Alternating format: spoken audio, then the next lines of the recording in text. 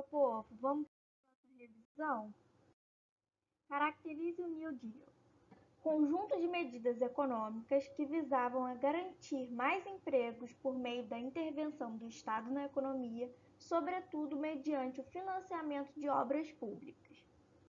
2. Qual é o significado da expressão American Way of Life?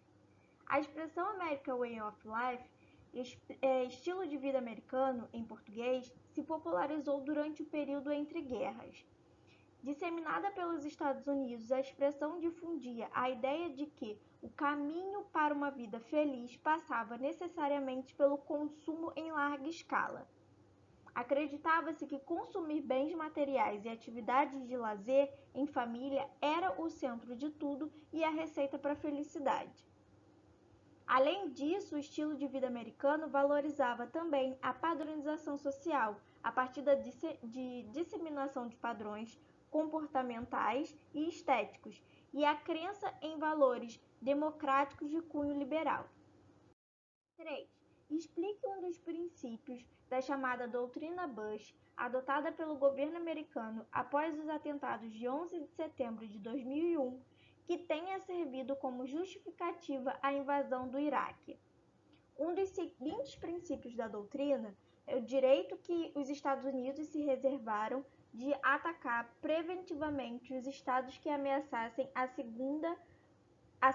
sua segurança ou a de seus aliados. O direito de, ao decidir realizar ataques preventivos, dispensar a consulta ou aprovação dos organismos multilaterais. O combate intermitente ao terrorismo, entendido como ameaça ao Estado norte-americano e ou aliados.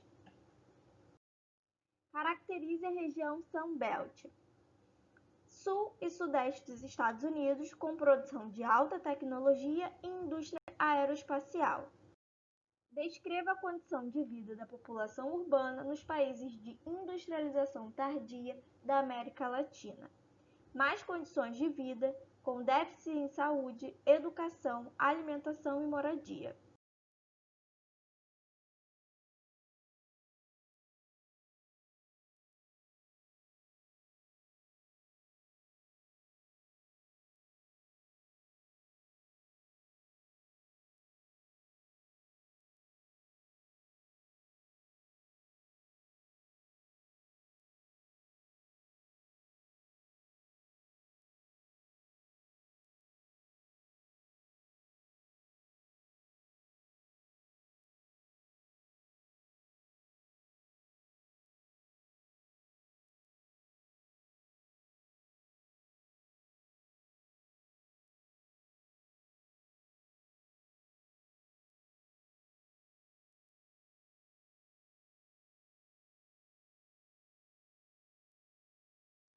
O que são paraísos fiscais?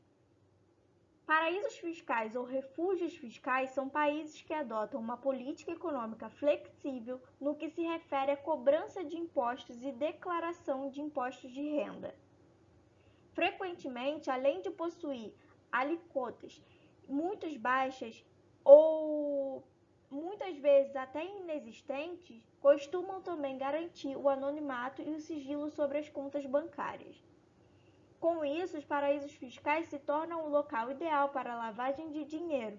Geralmente, os países que adotam esse tipo de política econômica são países muito pobres e dependentes estrangeiros, que é o caso da América Central. Comente sobre Mercosul.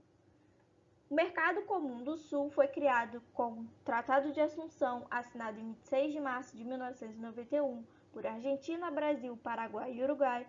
O Mercosul é um bloco econômico caracterizado como uma união aduaneira, ou seja, uma área de livre comércio com a adoção da tarifa externa comum, taxa comercial padronizada para os países do bloco comercializarem com os países fora do bloco. Comunidade Andina é composta por Bolívia, Colômbia, Equador e Peru. Os chamados países membros foi chamado de Pacto Andino desde sua criação em 1969 até 1996, quando se tornou Comunidade Andina. O Chile se retirou do bloco em 1977 e a Venezuela em 2006. Argentina, Brasil, Chile, Paraguai e Uruguai são países associados e Espanha, país observador. Os países membros da Comunidade Andina contam com mais de 111 milhões de habitantes e um PIB de aproximadamente 700 bilhões de dólares. Tem importantes relações comerciais com os Estados Unidos e se destaca na exportação de gêneros minerais e energéticos. Unasul. União das Nações Sul-Americanas é formada pelos 12 países da América do Sul e tem o México e o Panamá como observadores. Em 23 de março de 2008, em Brasília, ocorreu a assinatura do Tratado Constitutivo da Unasul, formalizando sua criação. A sede do secretariado fica em Quito, no Equador, e a sede do parlamento em Cochabamba, na Bolívia. A Unasul é uma organização intergovernamental que visa a ampliação da integração dos países da América do Sul em diversos aspectos: político, econômico, produtivo, monetário, militar e social.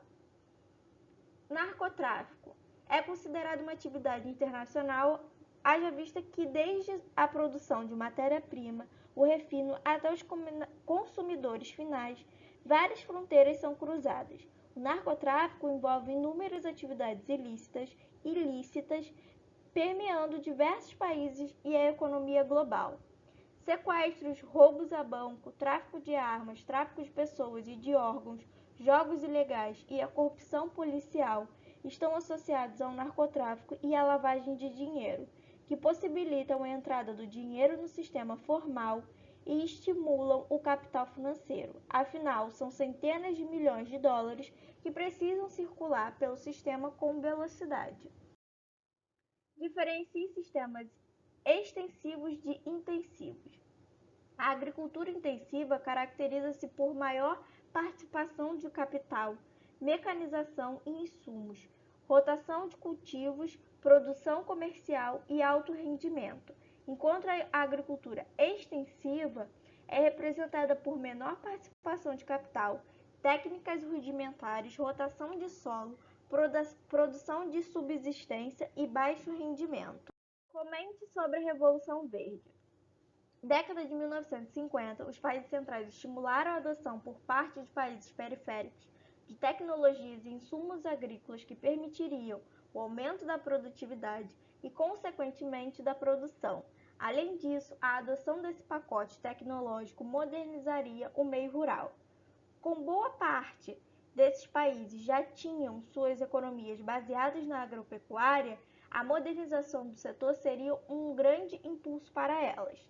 A Revolução Verde permitiria uma inserção de maior peso dos países periféricos no mercado internacional, auxiliando também no combate aos seus problemas socioeconômicos, ao mesmo tempo que gerava outros. Comente sobre a Lei de Terras.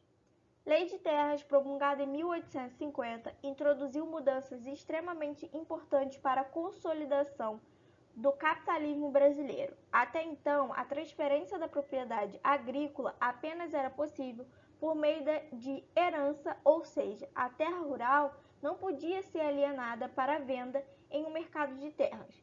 A partir de 1850, a terra rural passou a ser vendida e comprada, viabilizando-se esse mercado no Brasil. Uma das características mais marcantes do sistema capitalista é a transformação de tudo em mercadoria, e a Lei de Terras tornou esse processo possível. Com a Lei de Terras, em 1850, o acesso à terra só passou a ser possível por meio da compra do pagamento em dinheiro. Isso limitava ou mesmo praticamente impedia o acesso à terra para trabalhadores escravos que conquistavam a liberdade. O fato legal evidenciado no texto acentuou o processo de reforma agrária, expansão mercantil, concentração fundiária, desruralização da elite, mecanização da produção, concentração fundiária. O que são os CAIs? Complexos agroindustriais são verdadeiros espaços de produção integrada e submetida ao capital bancário, nos quais emergem também cadeias de supermercados, hipermercados empresas transportadoras, tecnopolos e corporações industriais. Comente sobre a agroindustrialização. Na década de 1970, a modernização do campo brasileiro iniciou a sua segunda fase, conhecida como agroindustrialização. Essa fase se caracterizou pela profunda integração entre a produção rural, agora industrializada, e a produção industrial estabelecida nas principais cidades brasileiras. O campo, de forma crescente, passou a fornecer alimentos e matérias-primas às indústrias processadoras e a consumir em grande escala bens industrializados ou tecnologias necessárias à produção do campo. Quais as principais razões dos conflitos de terra no Brasil? Concentração da propriedade da terra nas mãos de poucos e a ausência de uma reforma agrária efetiva. Qual a relação da reforma agrária com os movimentos sociais no Brasil?